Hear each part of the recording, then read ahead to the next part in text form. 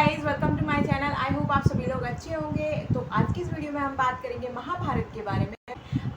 महाभारत की काफ़ी सारी कहानियां हैं जो हम लोगों ने सुन रखी हैं, जैसे कि द्रौपदी की कहानी, यक्ष और युधिष्ठिर की कहानी जो हम अपने बचपन से ही सुनते आ रहे हैं, स्कूल टाइम से ही सुनते आ रहे हैं। और कुछ टाइम पहले स्टार प्लस पे भी शो आया था महाभारत का।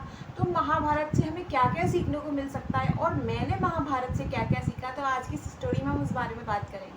तो आर यू गाइस रेडी आप लोग? तो स्टार्ट करें। ओके, स्टार्ट करते हैं। नंबर 1, जीवन हो योजनाओं से भरा। मीन्स कि हमें लाइफ में क्या करना है, कब करना है और कैसे करना है, इसकी हमारे पास प्रॉपर प्लानिंग होनी चाहिए।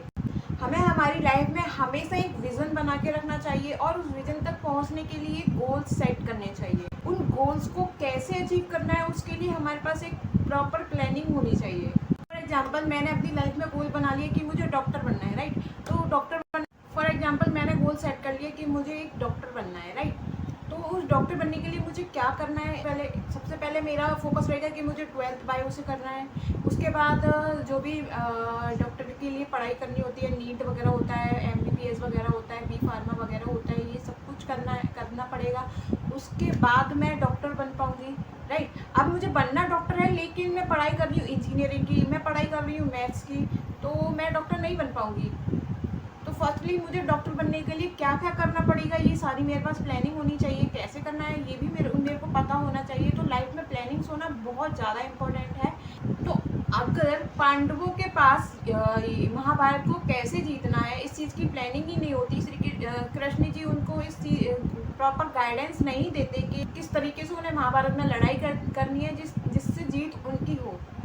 श्री कृष्ण के पास प्रॉपर प्लानिंग थी, उन्होंने पांडवों को गाइडेंस की। उनकी प्रॉपर प्लानिंग की वजह से ही पांडवों ने महाभारत में जीत हासिल करी थी।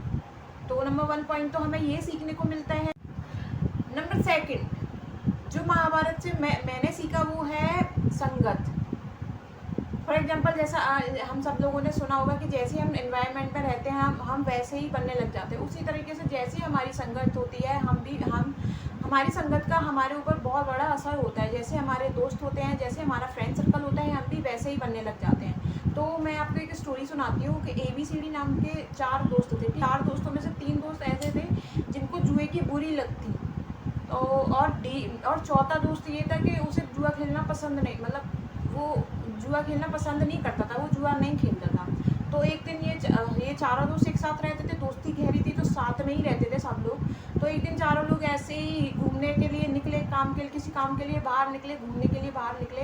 तो जैसे अब पुराने ज़माने में क्या होता था, हमारे बचपन के टाइम की बात बता रही हूँ। हमारे बचपन के टाइम में क्या होता था कि गलियों में ना एक जगह सेट कर लेते थे जुआरी लोग कि यहाँ पे बैठ के हमें जुआ खेलना है।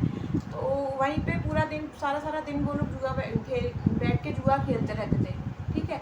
अब किसी भी तरीके से अब जैसे आसपास में घर होते हैं तो भाई कोई भी नहीं चाहेगा कि हमारे घर के बगल में कोई जुआ खेले, ऐसे भीड़ इकट्ठी हो जुआरी लोगों की। तो किसी ने कर दिया, पुलिस को इन्फॉर्म कर, कैसे भी करके पुलिस को किसी ने इन्फॉर्म कर दिया। अब पुलिस वहाँ पे आई तो जैसे ही जुआरियों को पता चला कि पुलिस आने वाली है तो वहाँ भगदड़ मचने लग जाती है और सारे जुआरी लोग भग जाते हैं। लेकिन उन 4 दोस्तों में से वो जो चौथा दोस्त था जो जुआ नहीं खेलता था, वो वहीं खड़ा रहता है ये सोच के कि मैं तो जुआ खेल ही नहीं रहा था, तो पुलिस मुझे क्यों पकड़ेगी।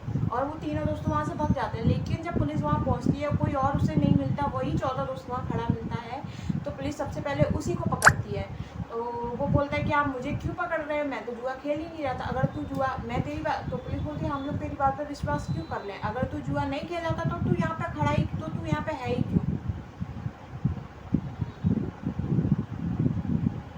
अगर तू नहीं खेला था तो तू यहाँ पे कर क्या रहा है, ये तो जगह ही जुआरियों लोगों की है।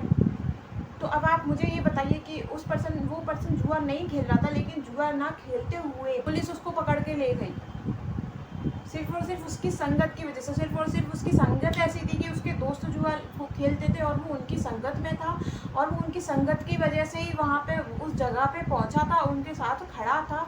सिर्फ इसी रीज़न से पुलिस उसको पकड़ के ले गई। बाकी उसके चारों दोस्त, बाकी सारे जुआरी वहाँ से भाग गए।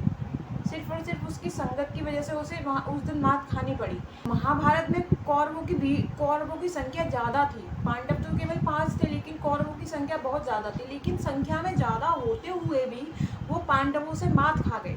क्यों? सिर्फ और सिर्फ उनकी संगत की वजह से। उनका जो गाइडेंस कर रहा था वो था शकुनी मामा, जो उन्हें गलत तरीके से गाइडेंस कर रहा था।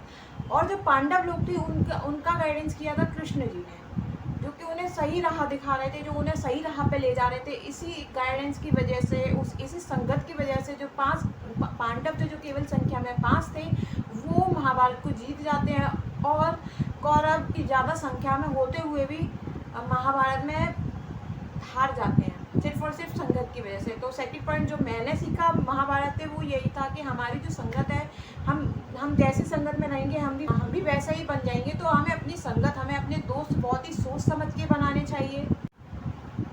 नंबर 3 जो मैंने सीखा वो है अधूरा ज्ञान। किसी भी चीज़ के बारे में हाफ नॉलेज लेना, किसी भी चीज़ की हाफ जानकारी होना बहुत घातक है। इसका बहुत बड़ा उदाहरण है महाभारत का एक पार्ट अभिमन्यु। अभिमन्यु एक बहुत ही वीर योद्धा थे, लेकिन अभिमन्यु की डेथ किन सर्कमस्टेंसेस में होती है इस बात की जानकारी हम सबको है। उनकी डेथ कैसे होती है कि अभिमन्यु को ये पता होता है कि चक्रव्यूह में जाना कैसे, चक्रव्यूह में खड़े होकर लड़ाई कैसे करनी है। ये तो सीख लेते हैं कि चक्रव्यूह में जाना कैसे है, लेकिन उन्हें ये नहीं पता होता कि चक्रव्यूह से बाहर कैसे निकलना है। और इसी अधूरी जानकारी के चलते उस युद्ध में अभिमन्यु को अपनी जान गंवानी पड़ती है। तो किसी भी चीज़ का अधूरा ज्ञान हमेशा हानिकारक होता है। Thanks for watching this video. I hope आपको वीडियो अच्छी लगी हो। अगर अच्छी लगी तो प्लीज़ लाइक कर दीजिए, शेयर कर दीजिए एंड चैनल को सब्सक्राइब कर दीजिए। Thank you.